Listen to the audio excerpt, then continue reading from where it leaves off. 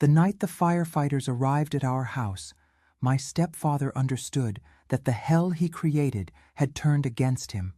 For 7 years, he humiliated me in the darkness of my bedroom. My revenge was to humiliate him under the brightest lights in the entire town. Good morning, good afternoon, or good evening, my dears. What an immense joy to be able to talk with you today. My name is Martha Johnson, but everyone here in Oak Ridge knows me as Grandma Martha.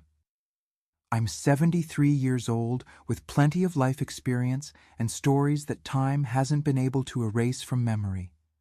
I was born in Westfield, Indiana, but it's been almost 30 years since I settled here in this blessed little corner of Oak Ridge, Virginia, where I found peace after so much suffering. These days, my life is simple and peaceful. Every morning I wake up with the sunrise, make my coffee on the wood stove I insist on keeping. Coffee on a gas stove just doesn't taste the same. You know that, right? Then I go tend to my plants. I have a yard full of medicinal herbs and colorful flowers that are my pride and joy. Each little plant has its name and story. I talk to them while watering them, believe it or not. But plants listen to us, you know? On Tuesdays and Thursdays, I teach embroidery at the Women's Association here in town. I started that about 15 years ago when Mabel from the pharmacy saw me making a decorated dish towel and asked if I'd teach other ladies. In the beginning, it was just a small group, 5 or 6 women. Today, we have more than 20 students of all ages. There are even young girls who come to learn, saying it's therapy for anxiety, and it really does work. While I embroider, I like to tell life stories. The girls all listen with wide eyes when I start talking. Grandma Martha has such tales, they say. And it's true, my life could fill a book, one of those thick ones that takes 2 days to finish reading. But before continuing my story, I wanted to make a special request to all of you watching. Tell me in the comments, which town are you watching from? And what time of day did you find this video? Early morning with coffee, after lunch, or late in the evening? I always read all the comments and feel so happy knowing where you're from and when you take time out of your day to listen to this grandma's stories. Let me know, okay? Let's create a chain of affection. You know, my dears, my life wasn't always this bed of roses it is today. There was a time when I lived a nightmare in my own home. A time that made me know the worst in human beings, but also taught me about strength I never imagined I had inside me. It's that strength I want to talk about today, the strength of a girl who had to grow up too fast to survive. The story I'm going to tell isn't easy to hear, nor was it easy to live. It's a story about how a 14-year-old girl found a way to free herself from the monster who lived under the same roof as her, using only the intelligence and courage God gave her. Because sometimes, my dears, it's in the most difficult situations that we discover what we're capable of. I was born in Westfield in a simple wooden house, the kind with floorboards that creaked when you walked on them. My father, Joseph Johnson, worked in the cornfields that were the livelihood of many people back then. A hard-working man, he came home with calloused hands, but always brought a smile on his face, and, when he could, a handful of candies for me and my siblings. My mother, Eleanor May Johnson, was a seamstress with golden hands. She made dresses for the town girls and mended clothes for workers in the area. With the leftover fabric, she made dolls for me and my younger sister Daisy. There were 4 of us siblings, me, the oldest, then came Charlie, who everyone called Chuck, Daisy, and the youngest George, who never got to know our father. Our house was small but cozy. It had 2 rooms, one for my parents, another where the 4 of us kids squeezed into 2 beds. The kitchen was the heart of the home, with a wood stove that warmed everything on cold days and a long table where we ate meals and I did my homework. In the yard we had some chickens, a small vegetable garden, and a mulberry tree that was the joy of the neighborhood children when it bore fruit. Life wasn't easy, but it was good. We woke with the rooster's crow and went to bed early after my father told a story he made up on the spot. The stories always had talking forest animals that taught lessons about honesty and kindness. I loved these stories and kept many of them in my memory to tell to my own children and grandchildren years later. At school, I was diligent. Teacher Elizabeth said I had a knack for studies and should continue after elementary school, maybe even go to high school in the big city. I dreamed of that, dreamed of becoming a teacher, just like her. My childhood days were full of simple games. We played hopscotch in the yard, ring around the rosy, jump rope, and made corn husk dolls. My best friend was Celia, daughter of Mr. Orville, who owned the corner store. We were always together, almost like sisters. She taught me how to braid hair, and I taught her to embroider, an art I learned from my mother since I was 6 years old. On Sundays, we all went to Mass at the little Baptist church. Afterward, when possible, we'd have ice cream in the town square. It was a rare luxury, but my father insisted whenever he could. Sunday is a day to gladden the heart, he would say. It was on a Sunday, when I was 9, that my life began to change. I remember it like it was yesterday. We were returning from church when my father started coughing, an ugly cough that wouldn't stop. My mother was alarmed, but he said it was nothing, just road dust. But it wasn't dust. The next day, the cough came with a high fever. In a week, my father was bedridden with pneumonia that Dr. Vincent's medicines, the only doctor in town, couldn't cure. In those days, the nearest hospital was in Indianapolis, almost 40 miles away. When we finally managed to take my father there, it was already too late. The disease had taken over his lungs. He stayed in the hospital for 2 weeks, withering day by day until his body couldn't take it anymore. I had just turned 10 when I became half an orphan. My father's death left a huge hole in our family. Suddenly, my mother found herself alone with 4 children to raise. Chuck, who was only 8, tried to help by doing odd jobs on farms, but he earned a pittance.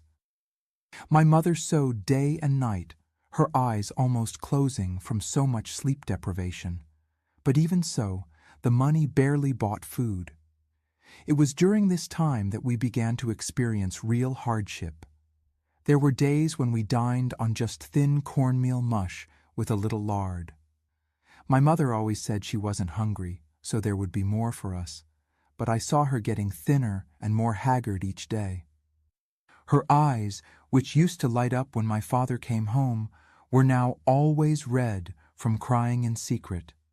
A year after my father's death, my mother met Harold Fitzgerald at a 4th of July celebration. He was a truck driver, transporting agricultural products to Chicago and other big cities. A tall man with a smooth way of talking and friendly manner.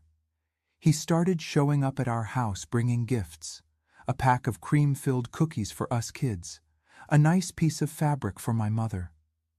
He said he wanted to help a beautiful and hard-working widow. My mother, poor thing, saw in him a lifeline for our family drowning in debt.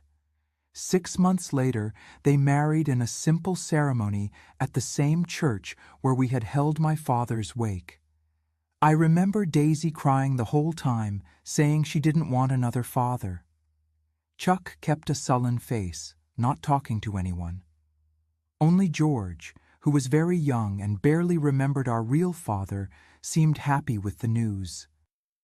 As for me, I felt something strange in my stomach, like a bad feeling, but couldn't explain what. After all, Harold had always been polite to me, even gave me a new notebook for school, something I hadn't had in a long time. In the first week after the wedding, everything seemed fine. Harold helped fix the roof that leaked when it rained, replaced some rotten floorboards, even painted the yard fence. My mother was smiling again, and that made me happy. But soon things started to change. It was subtle at first, almost imperceptible. A lingering look in my direction during dinner, a compliment that made me uncomfortable, a hand that accidentally touched my shoulder or my hair when my mother wasn't looking. Time passed, and those accidental looks and touches from Harold became more frequent, more bold. I was 12 when things got much worse. I remember clearly because it was right after my first period. My mother had explained the basics, given me some cloths she had sewn for me to use, and said that now I was becoming a young lady. It was as if that had lit a light in my stepfather's eyes, a light that froze me inside. At that time, our house had undergone some changes. Harold convinced my mother that we needed more space, so he himself built another room at the back. The boys had one room, Daisy and I another. He said that I, as the oldest, needed privacy now that I was becoming a young woman. Little did I know that privacy would be the thing I would have the least of in the years to come. It all started on a night when my mother needed to stay at the hospital with George, who had caught a bad case of pneumonia. Harold stayed home with us. After Chuck and Daisy fell asleep, he came to my room with some excuse, saying he was worried about me, that I had been very quiet. He sat on the edge of my bed, ran his hand through my hair. I was lying down, curled up like a frightened animal, my heart beating so hard I thought it would come out of my mouth. "Martha, you know I like you very much, don't you?" he said in that smooth voice of his. "You're the oldest child, the most responsible one. Your mother is very proud of you, and so am I." I couldn't answer. There was a knot in my throat. "You're already becoming a young lady. So pretty. You need to learn some things about life." His hand moved from my hair to my shoulder and then lower. I closed my eyes tight, pretending I was asleep. Maybe if he thought I had fallen asleep, he would leave. But that's not what happened. What happened that night and on so many others afterward is something I can't describe in words. It's not that I don't remember. I remember every detail, every smell, every sound. It's that some things are too difficult even to pronounce. They hurt just to think about. That was the first of many nights when Harold would come to my room when everyone was asleep. In the beginning, he was careful not to leave marks, not to make noise. He said it was our little secret, that no one would believe me if I told, that they would blame me, say I had provoked him. And worst of all, he said that if I told, he would do the same to Daisy, who was only 9 at the time. It was this threat that kept me silent. I could endure anything, and I did, to protect my little sister. I tried to tell my mother once, indirectly. I said that Harold was messing with me, that he came to my room at night. She got angry, slapped me across the face. She said I was making things up, that I should be ashamed to speak that way about the man who was supporting our family, that without him we would all be starving. That day I understood I was alone in this fight. Chuck, my brother, began to suspect something when I was about 13. He saw me crying in secret, noticed the looks of terror I cast at Harold. One night he asked me directly, "He's doing something to you, isn't he?" I didn't need to respond. My silence and my tears said it all. My brother, who at the time was only 11, wanted to confront Harold. I begged him not to do that. "He's much stronger than you, Chuck. He'll hurt you, and then it'll be worse for me." He understood, but tried to protect me in his own way. He would make up excuses to stay near me at night, saying he was afraid of storms and coming to sleep on the floor of my room. It worked sometimes, but not always. At school, my performance began to fall. I, who had always been a good student, could now barely concentrate. I slept at my desk because I spent nights wide awake, afraid. Teacher Elizabeth called my mother in for a talk, said she was worried about me, that I seemed frightened all the time, that I had lost the sparkle in my eyes. "It's just teenage phase," my mother responded, not looking directly at the teacher. "She's finding herself, wanting attention." As time passed, Harold became bolder. He was no longer content with just nighttime visits. He began to corner me in parts of the house when no one was looking, to grope me while I washed dishes, to make indecent comments about my body in front of others, disguised as jokes. One day when I was 14, my friend Celia saw me crying behind the school. She sat beside me and asked what was happening. Something in her look, in the genuine concern, made me almost tell everything. Almost. But Harold's threats echoed in my head. What he would do to Daisy, how he would hurt Chuck if he knew I had spoken. "Just trouble at home," I lied. Celia didn't believe me. "Martha, I've known you since we learned to walk. I know when you're lying." I looked away. "There are things you can't tell anyone, Celia, not even best friends." She was silent for a while, then said something I never forgot. "When we keep bad things inside us, they grow like poison. If you can't talk, write. Write on paper and burn it afterward. At least it won't all stay trapped in there." That advice changed my life. That very day, I took an old school notebook and started writing. I wrote everything, every horrible detail, every night of terror, every threat. I wrote about how I felt dirty, used, how I was ashamed to exist. I wrote about how I dreamed of running away, of taking my siblings far from that house. I wrote and cried until I had no more tears. When I finished, I hid the notebook in a hole I discovered under a loose board beneath my bed. I didn't have the courage to burn it as Celia suggested. Those words, as painful as they were the only proof I had that I wasn't crazy, that all this was really happening. Harold's nighttime visits began to follow a pattern. Every time he returned from a trip, after spending a few days on the road with the truck, the first night was the worst. It was as if he had saved up all the wickedness to pour out at once. These were the nights I feared most. Over time, I learned some tricks to try to protect myself. I slept with several layers of clothing. I piled objects at the door that would make noise if someone entered. Sometimes I pretended to be very sick, with fever or stomach pain. None of this helped much. The worst of all was the ritual of humiliation that he made a point of maintaining. The abuse itself wasn't enough. He needed to make me feel small, defenseless. Before anything else, he forced me to kneel in front of him as if I were praying.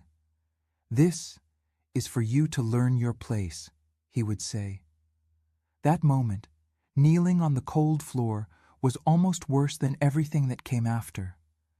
My mother, my mother. I think deep down she knew, or at least suspected. But she chose not to see.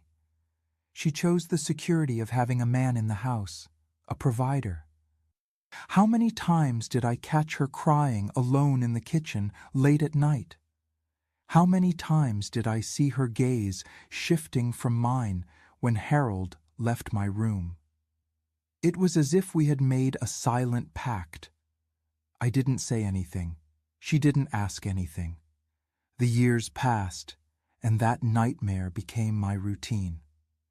When I turned 15, I realized I was no longer a frightened little girl.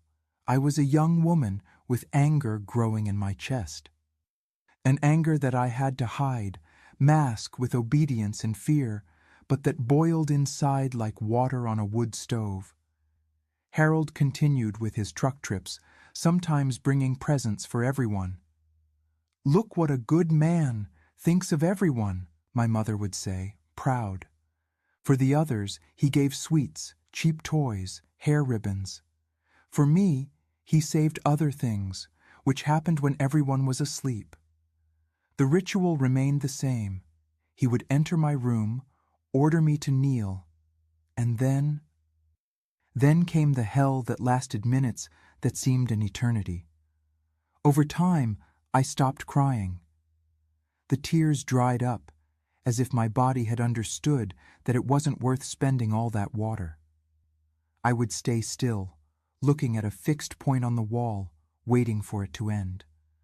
One night, after he left my room, I was thinking about how he insisted on that humiliation, the kneeling.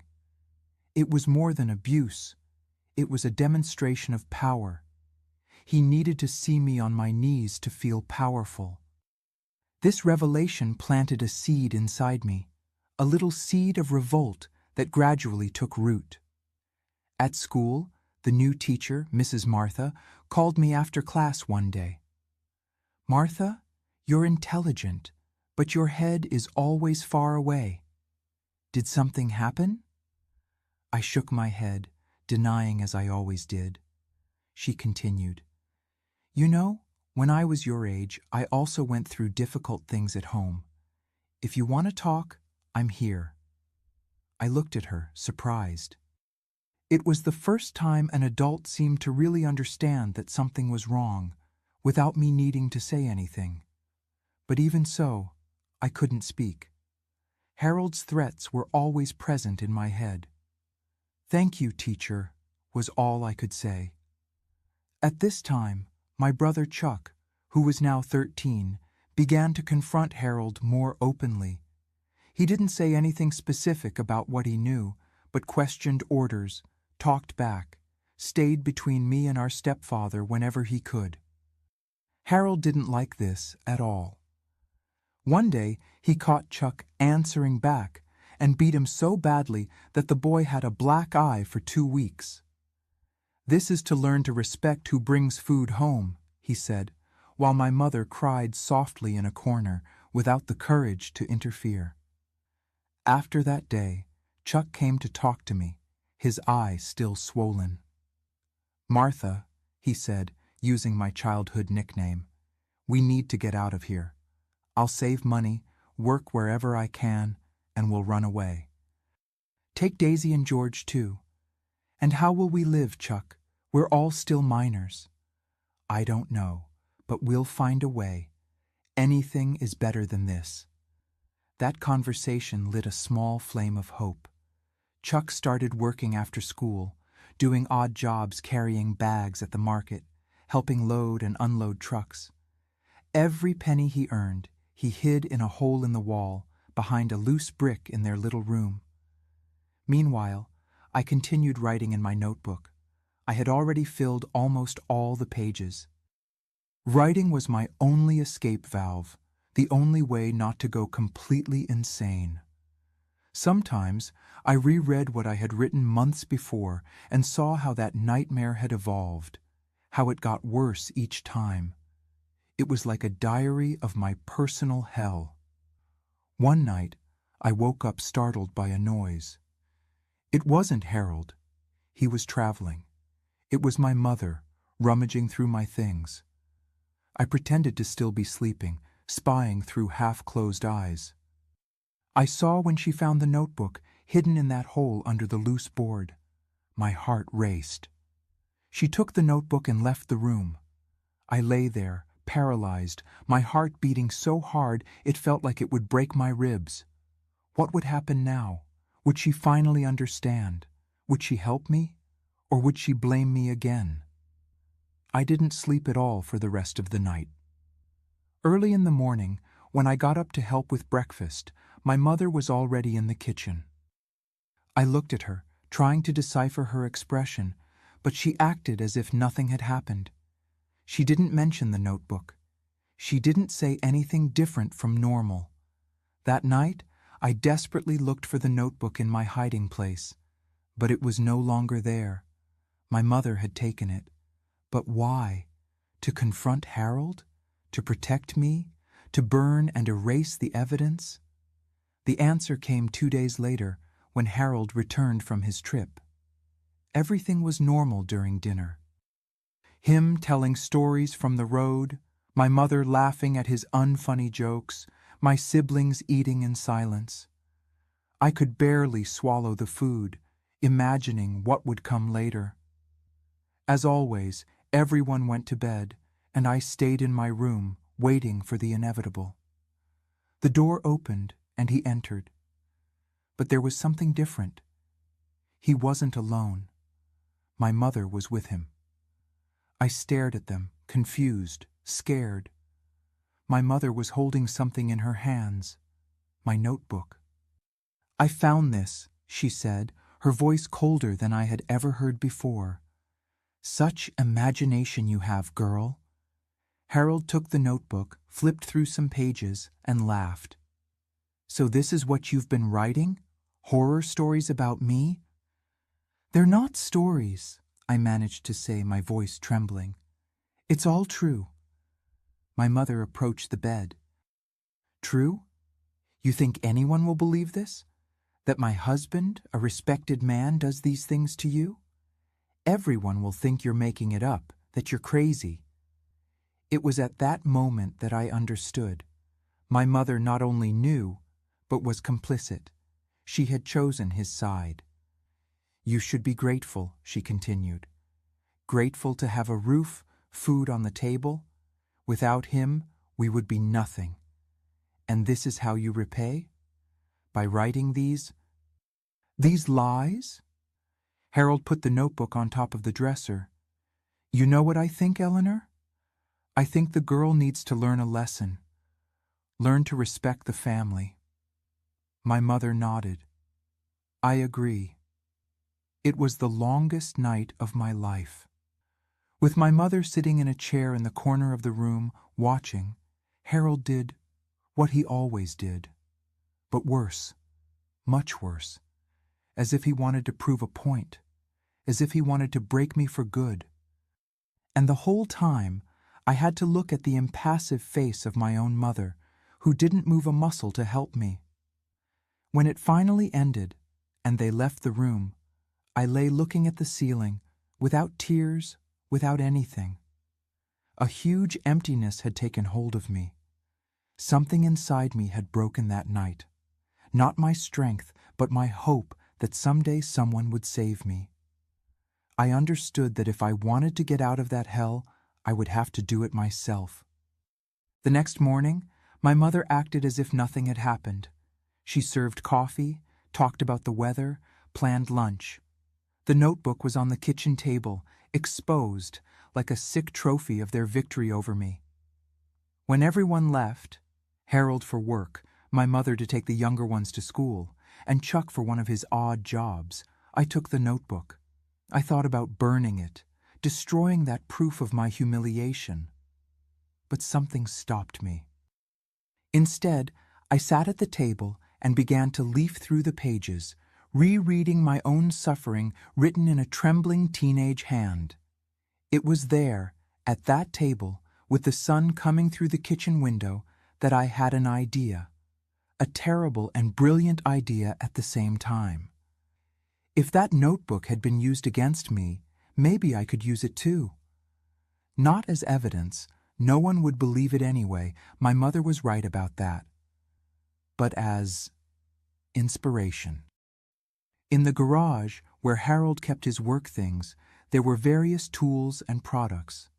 Among them, a large tube of industrial glue, the strong kind he used for small repairs on the truck.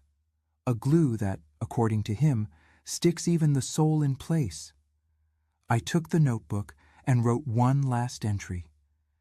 But this one wasn't about the past, it was about the future. About how I would make that man pay for every night of terror he put me through. About how I would use against him the very humiliation he so liked to impose on me. That night, after what happened with my mother in the notebook, I couldn't sleep. I lay looking out the window, seeing the stars in the Westfield sky, thinking that somewhere, under the same sky, There were people living normal lives, without fear of falling asleep in their own beds. I decided that I deserved that life too. I spent the next 3 days observing Harold's routine with an attention I had never devoted before. I noticed how he kept certain things always in the same place, how he had rituals before sleeping and after waking up. And mainly, I observed where he kept those objects he used during his nighttime visits. In a drawer of the dresser in his and my mother's room, there was a small wooden box. Once, when no one was home, I had the courage to look inside it. That's where he kept those little rubber things that he always took out of his pocket before. Well, you understand. He was careful with this, at least. Perhaps the only care he had. It was then that the plan began to take shape in my head.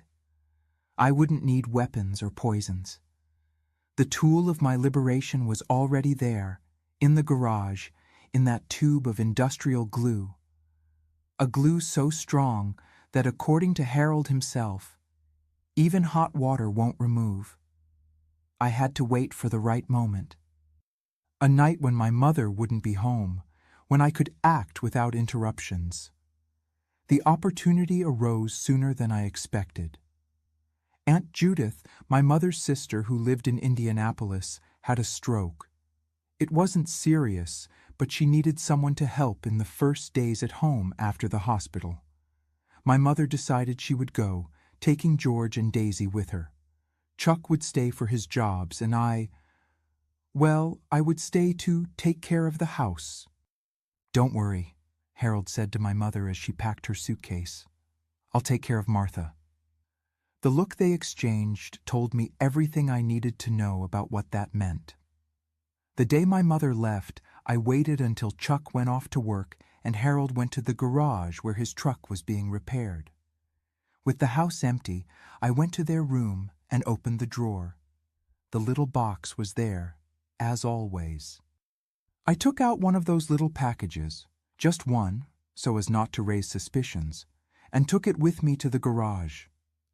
With my heart beating like a drum, I picked up the tube of industrial glue. I read the instructions carefully. Danger. Causes immediate and permanent adhesion on contact with skin. Use protective gloves. I found an old pair of gardening gloves and put them on. Very carefully, I opened the little package and put just a few drops of glue inside it, spreading it well around the inner edges. Then I sealed it again, exactly as it was before. I put it back in the little box, in the exact same place it was. The rest of the day passed in a blur of anxiety and fear. What if he discovered it before? What if it didn't work? And if it did work, what would happen afterward? I had no answers, just knew I couldn't live like that anymore. Chuck returned from work first. I prepared dinner for the two of us, as I always did. He noticed I was different. "What's wrong, Martha? You have a weird look." "It's nothing," I answered, trying to appear normal. "Just worried about Aunt Judith." He seemed to believe it, or at least pretended to believe it. After dinner, I went to my room early, saying I had a headache. In truth, I didn't want to be around when Harold arrived. I didn't know if I could look at him without my face giving everything away. I lay in bed, waiting. I heard when Harold arrived, when he talked briefly with Chuck, when he went to take a shower. Every sound in the house seemed amplified that night. The creaking of the floorboards, the water running in the pipes, even the wind in the leaves of the mulberry tree outside. I pretended to be asleep when he came to check if I was in the room. I felt his gaze on me for long seconds before he closed the door. That wouldn't be the night. He was tired, said something about having to wake up early to pick up the truck. I would have to wait. The next 3 days were pure tension. My mother called to say she would stay longer with her sister, maybe a week. Harold continued his normal routine, leaving early, returning late. I walked around the house like a ghost, waiting, always waiting. It was on the fourth night after my mother had left that he finally came to my room. As always, late at night, when he thought Chuck was asleep. As always, he ordered me to kneel. As always, he unzipped his pants and took one of those little packages from his pocket. I did what he ordered, kneeling on the cold floor, but this time it was different. This time, I knew what was coming, and it wasn't just the usual horror. It was my liberation. I won't go into details about what happened next. I don't need to, and I don't want to. I'll just say that at the moment he realized something was wrong, that something was sticking where it shouldn't. It was already too late. The glue had already taken effect. First came confusion, then pain, and then panic. He tried to free himself, pull, tear it off, which only made everything worse. The screams started low, muffled by the attempt not to wake anyone. But soon they transformed into howls of pain and despair. Chuck woke up with the noise and came running to my room. The scene he found must have been etched in his mind forever. His stepfather, partially undressed, writhing in pain, stuck to himself in the most humiliating way possible. What happened?" Chuck asked, eyes wide. "I think he had an accident," I replied, with a calmness I didn't know I had. "Better call for help." Harold, between screams of pain, looked at me with a mixture of hatred and supplication. "No, don't call anyone. Help me." But I was already picking up the phone. In those days, there was no 911 yet. I called the only emergency number we knew, the fire department. "Emergency, what's your problem?" said the voice on the other end of the line. "My stepfather, he had an accident. Something is glued to him. He can't get loose. He's in a lot of pain." There was a pause on the other end. "Glued? What do you mean glued?" "Industrial glue," I answered. "He was fixing something and now he's stuck." The man on the other end of the line must have understood more than I said, because after a moment of silence he just said, "We're on our way. Stay calm." The minutes that followed were chaotic. Harold, lying on the floor of my room, writhing in pain. Chuck, standing at the door, alternating between shocked looks at his stepfather and questioning looks at me. And I, sitting on the bed, observing everything as if watching a movie on television. When the firefighters arrived, the lights of the truck illuminated the whole street. Curious neighbors began to come out of their houses to see what was happening. The noise of the siren woke up almost the entire block. The firefighters, there were 4 men, entered the house with medical equipment.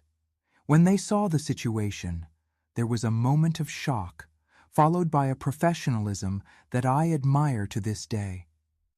They didn't laugh, they didn't make comments, they just clinically assessed the problem. "We need to take him to the hospital," said the one who seemed to be the chief. "This will need specialized medical attention." They put Harold on a stretcher, covering him as best they could, but there was no way to completely hide the nature of the accident. As they carried him out, he looked at me one last time.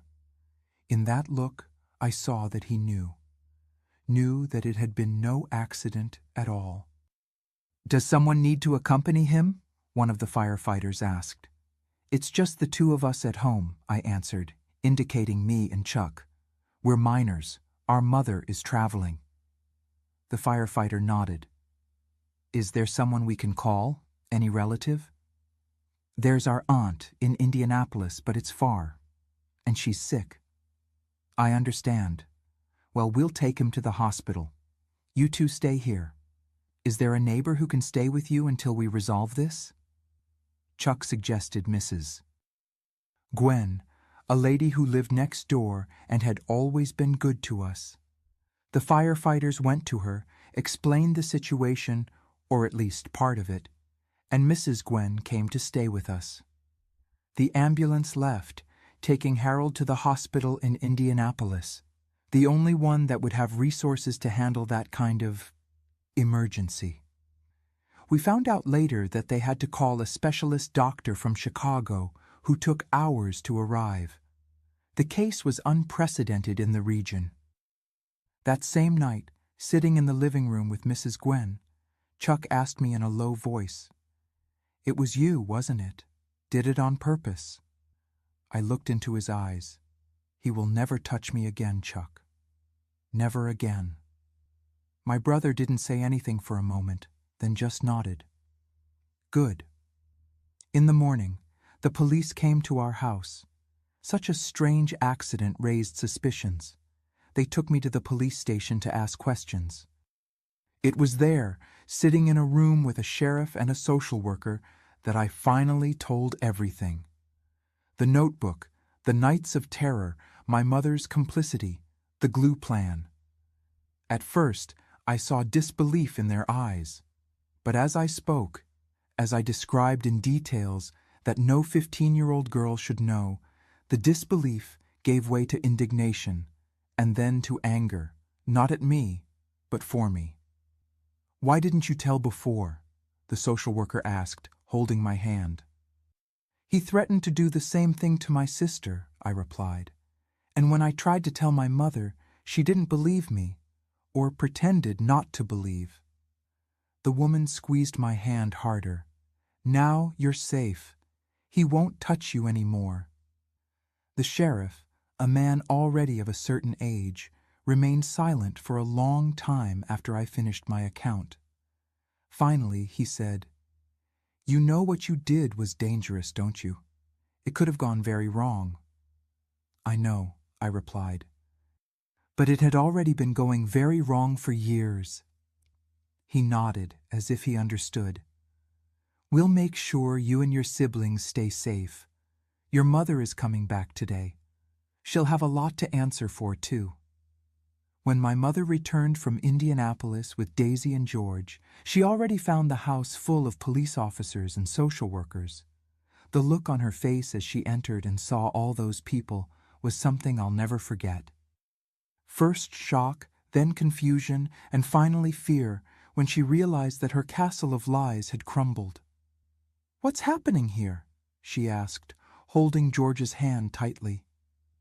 It was Sheriff Howard who answered. "Mrs. Fitzgerald, we need to talk about your daughter Martha and your husband Harold." They took her to a separate room, while a social worker, Miss Marlene, stayed with us in the kitchen. She was a middle-aged woman with kind eyes and hands that seemed to have held many other trembling hands like mine. "Now you're safe," she assured us, serving a glass of water to each one. "No one is going to hurt you." Daisy, at 12 years old, didn't really understand what was happening. George, then, at only 10, even less. Only Chuck, sitting beside me, knew the truth. He took my hand under the table and squeezed it, a silent gesture of support that was worth more than 1,000 words. My mother's screams began a few minutes later. "Lies! She's lying! My husband would never do that!" Daisy started crying, frightened by the screams. Miss Marlene hugged her, trying to calm her. "It's all right, dear. It's just adults talking. Sometimes adults speak loudly when the subject is difficult." But it wasn't just speaking loudly. My mother was desperate seeing her world collapse. When she finally came out of the room, her face was red and swollen from crying. She looked at me with a mixture of anger and something else, something that almost seemed like regret. "Why, Martha? Why did you do this to our family?" Before I could answer, the sheriff intervened. "Ma'am, the evidence is clear.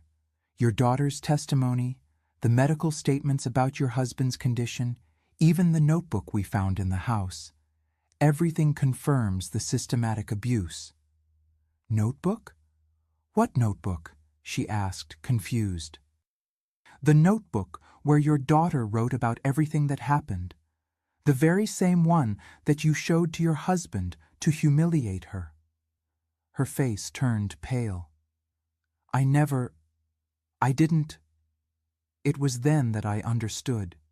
She had never read the notebook. She had found it, yes, but only shown it to Harold without really reading the contents. Perhaps for fear of confirming what deep down she already knew, perhaps out of cowardice.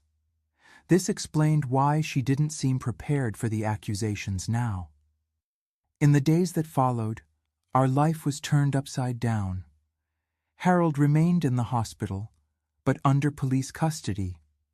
The accident had caused serious damage that required surgery. The doctor who came from Chicago managed to unstick him without permanent damage, but the public humiliation was already done. The story of the man who glued himself spread through the town like wildfire. My mother was indicted for negligence and complicity, even as she continued to deny that she knew anything. The four of us, me, Chuck, Daisy, and George, were temporarily sent to my paternal grandmother's house, Grandma Clara, who lived in a small town called Maryville, about 80 miles from Westfield. Grandma Clara was a strong woman who had raised 6 children practically alone after my grandfather died young. She welcomed us with open arms, especially me. "My brave little granddaughter," she would say, stroking my hair. "You did what you needed to do to defend yourself. Don't be ashamed of that." It was she who helped me understand that what had happened wasn't my fault, that I hadn't provoked anything, as Harold always said, that I was just a child who had been the victim of a monster, and now I was free. Harold's trial happened 6 months later. I had to testify, tell everything again in front of a judge and other people. It was hard, but I did it. I took the notebook with me. The same one that had been used against me was now the main evidence against him. Every word I wrote on those pages, every night of terror documented, served to condemn him. He got 15 years in prison. My mother had a separate trial. She continued to deny that she knew, but the evidence against her was strong. Chuck's testimony about how she acted, about the nights we found her crying in the kitchen, about how she ignored obvious signs. In the end, she was sentenced to 3 years, but got house arrest because she had no prior record. Our life at Grandma Clara's house was a fresh start. For the first time in years, I could sleep without fear.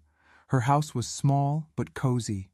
It had a yard with fruit trees where we spent the afternoons. She enrolled us in the local school and insisted that we continue studying. "Education is the only thing no one can take away from you," she would say. And she was right. I was 16 at this time and 2 years behind in school because of all the trauma I had been through. But with the support of Grandma Clara and the teachers at the new school, I managed to recover. I started getting good grades again, especially in English and literature. Writing, which before was my escape, now became my passion. Teacher Olivia, the literature teacher, was the first to notice my talent. "Martha, you write in a way that makes people feel the words," she told me one day, after reading an essay of mine. "Have you ever thought about being a writer?" I had never thought about that. In fact, I had never thought much about the future. For years, I lived just one day at a time, trying to survive. But now, free from that nightmare, new possibilities were opening up. When I turned 18, I received news that changed my life. I had been accepted with a full scholarship to study English at Indiana University. Grandma Clara's joy was so great that she made a special dinner, complete with chocolate cake and everything. "You see, my children," she said to my siblings during dinner, "Martha has shown that we can always start over, no matter how hard life has been." Chuck, who by this time was already working as an apprentice in a mechanic's shop in Maryville, raised his glass of soda in a toast. To Martha, the bravest of us all. The day I moved to Bloomington to live in a student dorm near the university, I cried in my grandmother's arms. They weren't tears of sadness, but of gratitude. She had taken me in when I was broken and helped me put the pieces back together. "Go, my child," she whispered in my ear. "Go build your life. You deserve all the happiness in the world." The university opened a whole world for me. I met different people, new ideas, discovered authors who spoke to my soul. I graduated in English and soon after did a specialization in American literature. It was during this course that I met Louis, my husband of almost 50 years now. He was an assistant professor, a few years older than me, a gentle man with kind eyes and a shy manner. At first, I was afraid of any male approach. The years of abuse had left deep scars. But Louis was patient, respected my pace, never pressured me. Our love story was as it should be, built on mutual respect, long conversations, shared discoveries. When he proposed to me, 2 years after we met, I no longer had doubts. This was a man with whom I wanted to build a life. I married at 24, in a simple ceremony at the church in Maryville, with Grandma Clara crying with emotion in the front row. My mother wasn't invited. After serving her sentence, she had moved to Arizona, and we rarely kept in touch. My siblings followed different paths, but always remained united. Chuck became a respected mechanic in Maryville, married the boss's daughter, and had 3 children. Daisy became a teacher and went to teach at a rural school near Madison. George, the youngest, went the farthest. He studied agronomy and now works for a multinational in Chicago. Louis and I decided to move to Virginia in 1985 when he received an invitation to teach at the University of Virginia in Charlottesville. It was quite a change, from the Midwest to the East Coast, from flat lands to the foothills of the Blue Ridge Mountains. But we adapted and loved our new life. In 1995, after 10 years in Charlottesville, we decided to retire and move to a smaller and more peaceful town. That's how we ended up in Oak Ridge, where I am to this day. Louis passed away 5 years ago, victim of a heart attack while he slept. It was a peaceful departure, as he deserved. Today, at 73, I have a peaceful and blessed life here in Oak Ridge. My little house is on a quiet street with a generous yard where I grow my medicinal herbs and flowers. There's a mulberry tree, just like the one from my childhood, which I planted when I moved here. It took years to bear fruit, but it was worth the wait. Every time I eat a mulberry, it's like going back in time and being again that carefree girl before everything happened. My day begins early, with the birds singing. I get up, make my coffee on the wood stove I insist on keeping, even though I have a brand new gas stove that my oldest son gave me as a gift. They say I'm stubborn, but it's just that coffee on a wood stove has another flavor, doesn't it? It tastes of good memories, of comfort. After coffee, I go tend to my little plants. I have a bit of everything: mint for digestive tea, rosemary to season chicken, chamomile to calm the nerves, lemon balm for the heart. Each has its special corner, each receives water and conversation. Because plants are like people, they like attention and affection. I have 3 wonderful children: Ben, who is an engineer and lives in Richmond; Mary, a teacher like I was, who lives right here in Oak Ridge; and the youngest, Jack, who followed in his father's footsteps and teaches history at the university in Norfolk; and 6 grandchildren who are the light of my eyes. 2 are already in college. Imagine that. How time flies. On Tuesdays and Thursdays, as I mentioned before, I teach embroidery at the Women's Association. It started as a pastime, but ended up becoming something important in the community. I've taught more than 100 women over these years. Some come just to learn cross-stitch, others to pass the time, but many, and this fills my heart with joy, come because they need a safe place to talk. You see, embroidery has this magic. While the hands work, the tongue loosens and the heart opens. There, among colorful threads and hoops, many secrets have been told, many tears have been wiped away. And I, who know well what it's like to keep a painful secret, listen to everything without judging. Sometimes, just listening already helps. On other days of the week, I receive visits from my grandchildren, make my little sweets, the creamy cornbread is the children's favorite, and take care of the house. In the late afternoon, I like to sit on the porch with a cup of tea and watch the movement on the street. The children returning from school, the neighbors passing by and waving, the mailman delivering letters. My house is simple, but it's full of love. The walls are decorated with embroideries I've made over the years. Each tells a story. The first I made after moving here. The one I embroidered when my first grandchild was born. The most elaborate one, which took me 6 months to finish and even won a prize at the town's craft fair. I keep in touch with my siblings, of course. Chuck, who now everyone calls Charles, a name he insists on using, comes to visit me twice a year, brings his wife and children. He's a grandfather too now. Daisy lives farther away in North Carolina, but always sends letters and photos. George, even living in Chicago, is the one who calls most, every week, without fail. "I'm checking if you haven't found a new boyfriend," he jokes. With my mother, the story is different. After everything that happened, we went many years without speaking. When my first child was born, I sent a letter with the news, but she never responded. Years later, when Grandma Clara passed away, she showed up at the wake. She was aged, haggard. We exchanged few words. She tried to apologize in her way without really saying the words.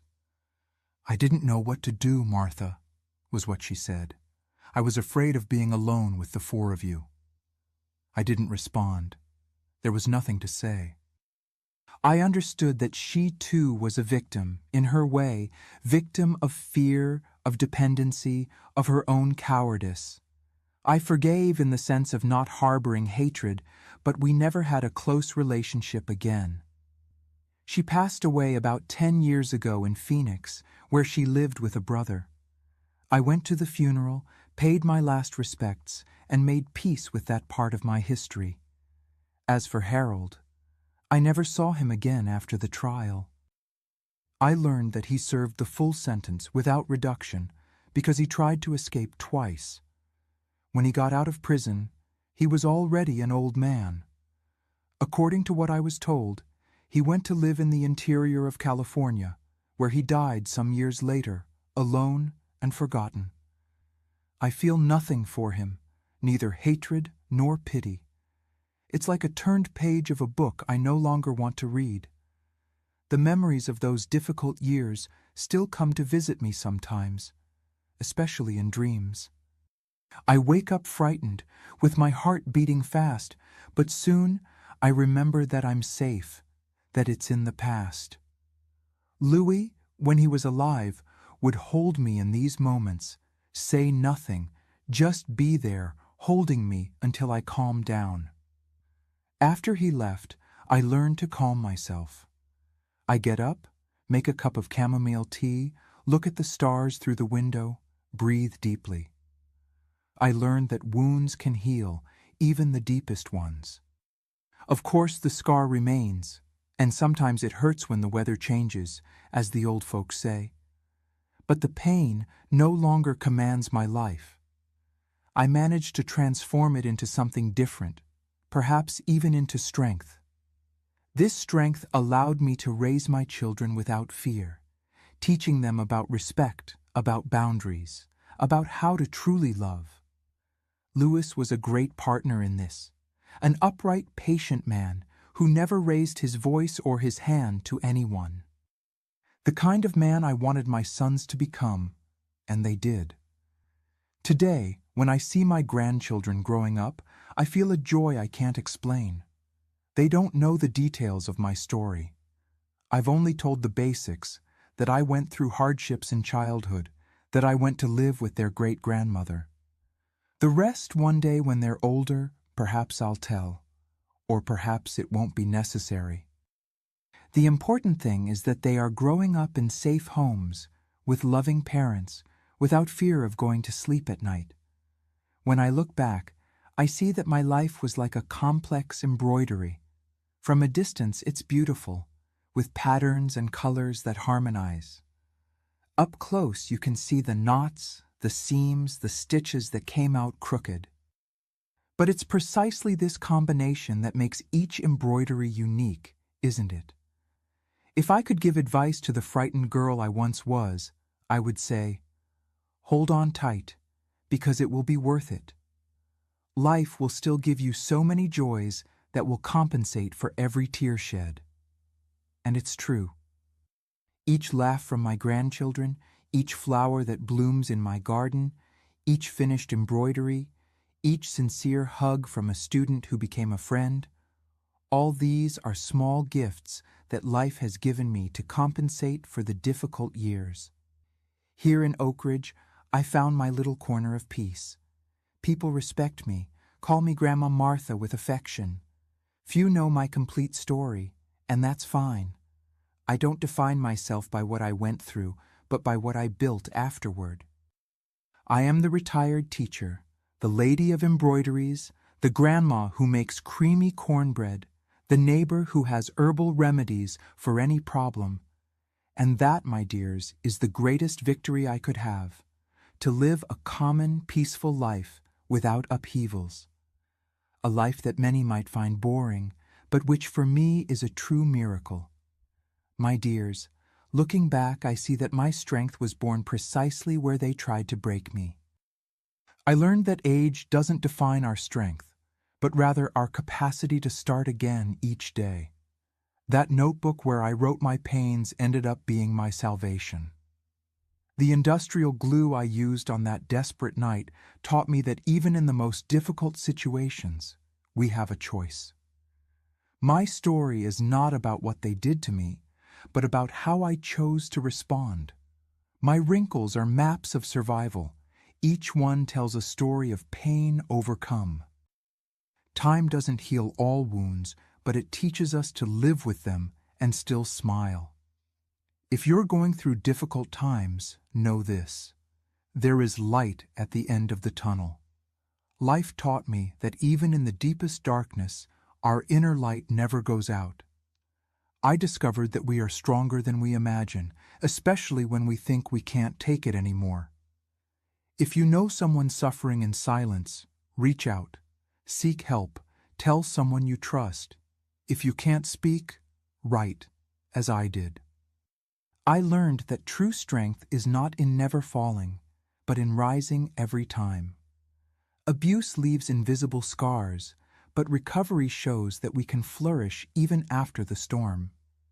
I learned that surviving is a form of resistance, and living well is the best revenge. If this story touched your heart, if you felt that you are not alone, please now subscribe and hit the bell. Share with someone who needs to hear that there is life after trauma. Leave in the comments the word SCAR, so I know you understood the most important message. We can always start over. Do this now. Don't wait even one more minute. Just as I didn't wait to change my story, you don't need to wait to be part of this chain of hope. Thank you for listening to me. A hug from this grandma who learned that, even with hands trembling from age,